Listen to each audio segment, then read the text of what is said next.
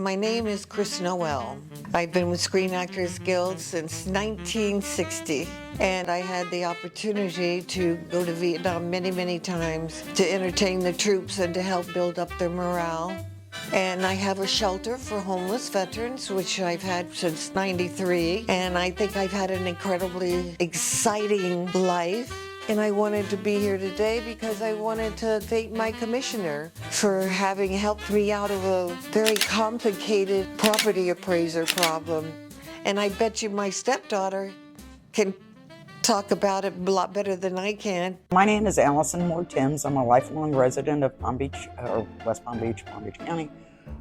Chris Noel was my stepmother many moons ago. I received a screaming phone call from Chris one day saying she'd received formal notice from the property appraiser's office that they were revoking her homestead exemption for the previous 3 years. She had basically about a month to come up with $25,000, and they would be reconstituting her assessment based on the current day valuation. Her annual property tax was going to go from about $1,200 up to $8,000 or so, which for somebody on fixed income, that's just deadly. After going over to the property appraiser's office with the notification in hand for her, basically trying to find out what it was going on, they wouldn't really tell me anything. So I then proceeded to find out that the property appraiser's office had received notification from the Palm Beach County Community Services that Chris had rented out her house during COVID and someone had received a lot of COVID relief money, and so she hadn't been living there, so they were revoking the homestead exemption.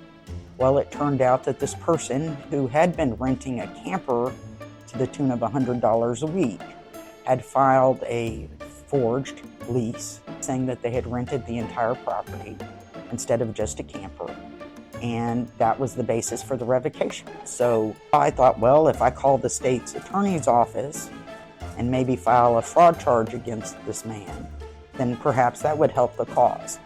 So they said, call the police department. We filed a report, and then the state's attorney's office decided not to pursue anything on that. And I had also called and left a message for legal aid. I mean, I hit on all points that I could possibly think of doing, which got us nowhere. I put a rather lengthy post with the detailed information on Nextdoor, hoping that someone would see it who had a suggestion.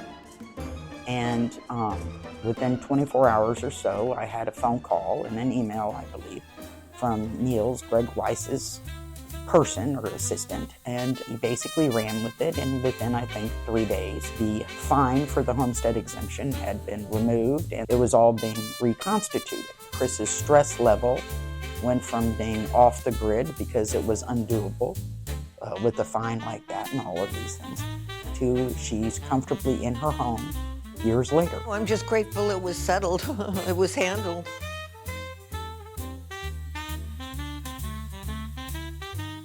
Thanks for listening. Chris Noel, signing off.